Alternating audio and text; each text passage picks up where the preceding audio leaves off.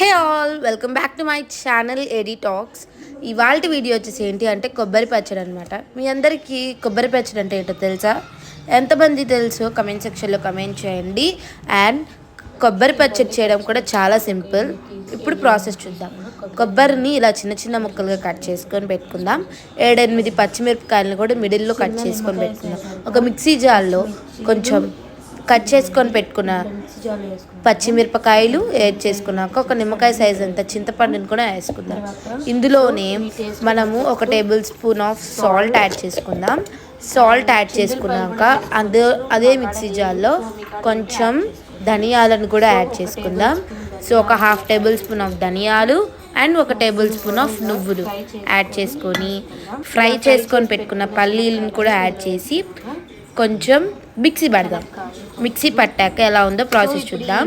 So ఇప్పుడు ఈ mixie జార్ని ఇందులోనే మనం కొంచెం తర్వాత కొబ్బరిని కూడా యాడ్ చేసుకోవాలి. ఇప్పుడే యాడ్ చేయడం వల్ల ఏంటంటే మనకి బ్లెండ్ అవ్వదు. సో ఇలా మిక్సీ పట్టాక మళ్ళీ కొబ్బరిని యాడ్ చేసుకుందాము. ఇప్పుడు యాడ్ చేసుకున్న కొబ్బరిలో కొంచెం వాటర్ వేసి మళ్ళీ బ్లెండ్ చేద్దాం. ఇప్పుడు మీకు డౌట్ రావచ్చు, కొబ్బరిలో వాటర్ కంటెంట్ ఉంటుంది కదా అని. కొంచెం వాటర్ వేయడం వల్ల ఏంటంటే స్పీడ్గా కుక్ అవుతుంది. సో ఇలా కొబ్బరి పచ్చడి రెడీ అయిపోయింది. ఇందులో మనం తాలింపు పెట్టేసుకుందాము. తాలింపు పెట్టేసుకోవడానికి కావాల్సిన పదార్థాలు: స్టవ్ పెట్టి దాని మీద ప్యాన్ పెట్టుకున్నాము. ప్యాన్ పెట్టుకున్నాక ఇందులో మనం 1 table spoon of refined oil add చేసుకోవాలి. సో ఈ కొబ్బరి పచ్చడి అట్లీస్ట్ ఒక 2-3 డేస్ పాటు స్టోర్ ఉంటుంది అనమాట. సో ఇందులో 1 table spoon of oil add చేసుకున్నాం కదా. ఈ ఆయిల్ హీట్ అయ్యాక తాలింపు దినుసులు యాడ్ చేసుకున్నాం. తాలింపు దినుసులు కూడా కొంచెం గోల్డెన్ బ్రౌన్ కలర్ రావాలి. ఇప్పుడు 1 టేబుల్ స్పూన్ ఆఫ్ తాలింపు దినుసులు పోపు దినుసులు అని కూడా అంటారు కదా, అవి యాడ్ చేసుకున్నాం కదా. ఇందులోనే కొంచెం కరివేపాకు అండ్ కొంచెం కొత్తిమీర, పచ్చిమిర్చి, ఎండు పచ్చిమిర్చి ఉంటుంది కదా, ఎండు మిరపకాయలు అండ్ కొత్తిమీర యాడ్ చేసుకొని బాగా మిక్స్ చేసుకుందాం.